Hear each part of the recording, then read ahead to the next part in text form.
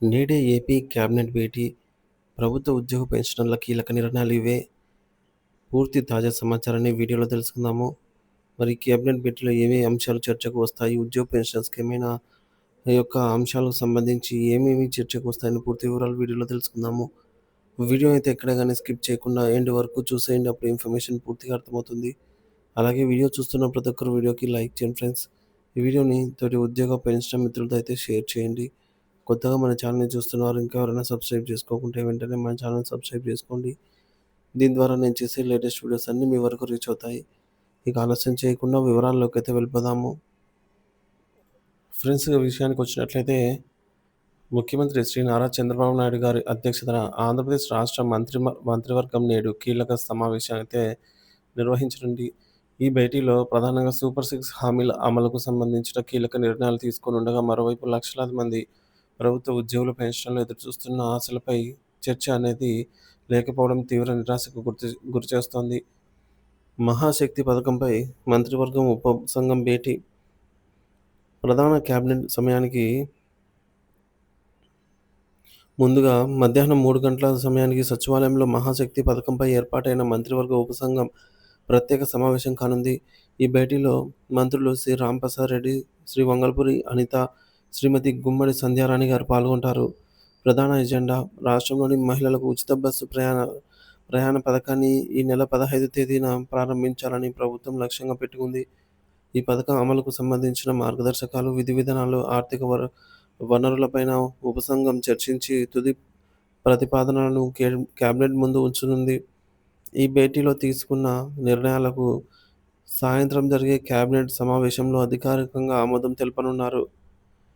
నేటి కేబినెట్ భేటీ ప్రధాన ఎజెండా ఇదే. ప్రభుత్వ ప్రాధాన్యతలు స్పష్టంగా కనిపిస్తున్న నేటి కేబినెట్ భేటీలో ప్రధానంగా ఈ క్రింది అంశాలపై చర్చించి ఆమోదయోగ్యమైతే తెలుపనున్నారు. మొదటిది, మహిళలకు ఉచిత బస్సు ప్రయాణం. ఉపసంఘం నివేదిక ఆధారంగా తెలంగాణ, కర్ణాటకలో మాదిరిగా ఏపీలో ఈ యొక్క ఉచిత బస్సు పథకంకు అమలుకు అవసరమైన నిధులు, నియమ నిబంధనలపై చర్చించి అధికారికంగా ఆమోద ముద్ర వేస్తారు. రెండవది, కొత్త రేషన్ కార్డుల జారీ. అర్హులైన పేదలందరికీ సంక్షేమ ఫలాలు అందించే లక్ష్యంతో పారదర్శకమైన విధానంలో కొత్త రేషన్ కార్డుల జారీకి కేబినెట్ గ్రీన్ సిగ్నల్ అయితే ఇవ్వనుంది. ఈసారి ఏటీఎం కార్డు సైజులో స్మార్ట్ కార్డులను అయితే రేషన్ కార్డుగా తీసుకురానున్నారనమాట.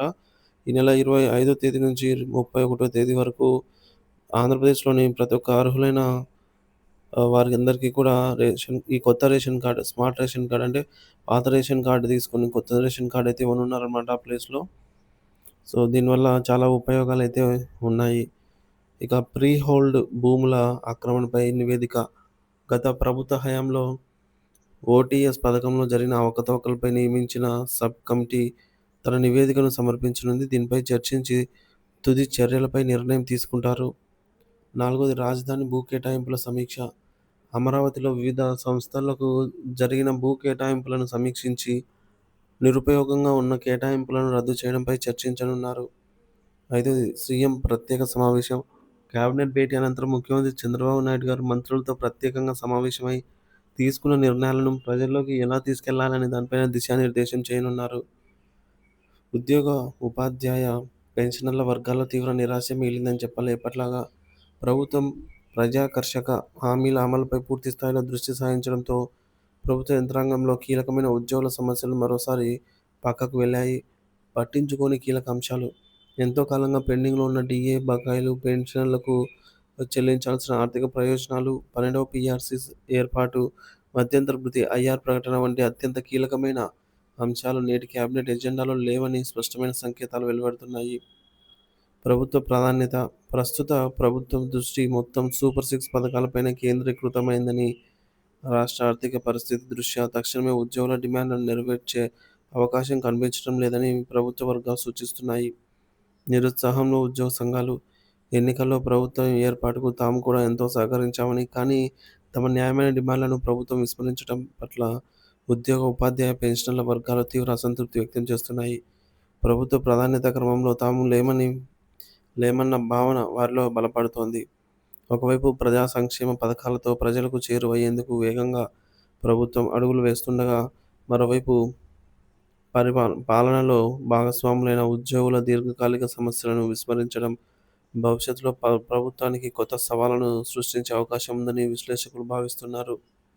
సో, మొత్తానికి నేడు ఏపీ క్యాబినెట్ భేటీ ఈ భేటీలో హామీల అమలుపై దృష్టి, ఉద్యోగుల ఆశలపై నీళ్లే అని చెప్పాలి. సో, ఏదేమైనా క్యాబినెట్ భేటీ అనంతరం ఉద్యోగులకు సంబంధించి ఏమైనా నిర్ణయాలు తీసుకుంటారా లేదనేది ఈ యొక్క క్యాబినెట్ అనంతరం మనకైతే ఇన్ఫర్మేషన్ రానుందనమాట. సో, ఎవరైనా మన ఛానల్ సబ్స్క్రైబ్ చేసుకోకపోతే సబ్స్క్రైబ్ చేసుకోండి. Thank you for watching this video.